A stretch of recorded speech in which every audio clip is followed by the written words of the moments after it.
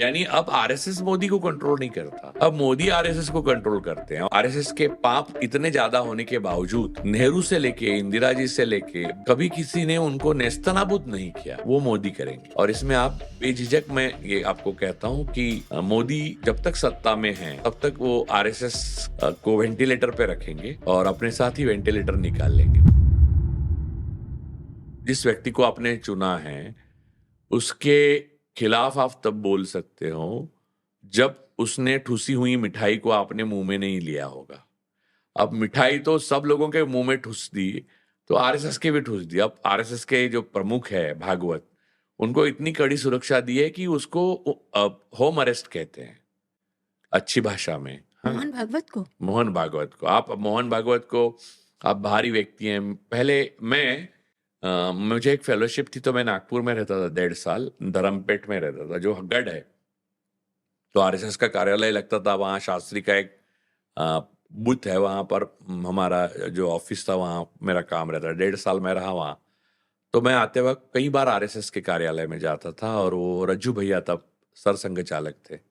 आपको मैं बताऊं, वो पुलिस शायद मैंने देखी भी नहीं होगी। वही अंदर जाते थे, एक शाम के टाइम में चाय का टाइम होता था तो वो ब्रॉन्ज के चाय कप और वो रहती थी, सब चाय लेते थे। नया मैं आया तो मुझे जानते थे वैसे कुछ स्वयंसेवक, तो चाय पिलाते थे, खुद धोना पड़ता था वो चाय, और वो और सारी बात करते थे। और रज्जू भैया तो पूछते रहते थे कि क्या हो रहा है, आप क्या कर रहे हैं। फिर अच्छा तो गन्ना तोड़ मजदूर का ये हालत है, ये है, हमारा मजदूर संघ को आप कैसे वो करते हैं, गिनते हैं। तो ये बातें होती थी। आज अगर मोहन भागवत का कोई अलग नहीं है, रज्जू भैया से इंटेलिजेंट भी नहीं है वो, लेकिन अलग ऐसा कुछ भी नहीं है आरएसएस में चेंज। लेकिन इतनी मिठाई खा ली है अभी कि अब ये इनको होम अरेस्ट भी सहनी पड़ेगी। अब आप नहीं मिल सकते। अब वहां से जाते हैं तो आपकी बैकग्राउंड सरकार चेक करेगी, केंद्र सरकार, वहां के जो आईबी वगैरह सारे जो अधिकारी हैं वो चेक करेंगे। अब मोहन भागवत की खुल आजादी और आरएसएस के जो मेन लोग हैं जो मोदी जी के नहीं हैं, जैसे उजबले, वो छोड़ के वो बाकी लोगों को वो आजादी नहीं है। यानी अब आरएसएस मोदी को कंट्रोल नहीं करता, अब मोदी आरएसएस को कंट्रोल करते हैं। और इसकी वजह यह है, इसलिए जिस दिन सत्ता से बाहर मोदी जाएंगे, आरएसएस का वो 100 साल पूरे होने का एक अलग ही मेटाफॉर है हिंदू पुराणों में कि शिशुपाल के 100 पूरे हो गए, ऐसा कहते हैं। 100 पूरे होने के अलग ही मतलब है। तो उनके 100 पूरे होने जा रहे हैं। अनफॉर्चुनेटली या फॉर्चुनेटली ये आरएसएस ने खुद चुना है। और आरएसएस के पाप इतने ज्यादा होने के बावजूद नेहरू से लेके इंदिरा जी से लेके बंदी लाई लेकिन उठाई भी, कभी किसी ने उनको नेस्तनाबूद नहीं किया, वो मोदी करेंगे।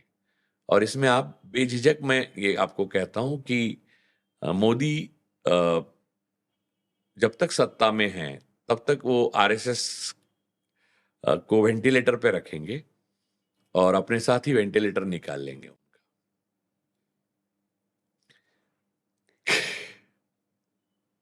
क्या कहूँ इतना ये बड़ा, इतना पुराना, इतना बड़ा संगठन जिसने 100 साल मेहनत की, अपने उत्कर्ष पे पहुंचते ही अपने ही भस्मासुर से खत्म हो जाने वाला है। तो आपको थर्ड रिश की भी तो कहानी मालूम है कि उन्होंने 1000 years ऑफ थर्ड रिश क्या कहा था, यूरोप पूरा और अफ्रीका का हिस्सा भी जीत लिया था, लेकिन 13 साल के ऊपर नहीं चल पाए वो। तो देखिए, जो जहरीले संगठन होते हैं उनका चरमोत्कर्ष ही उनका पतन होता है।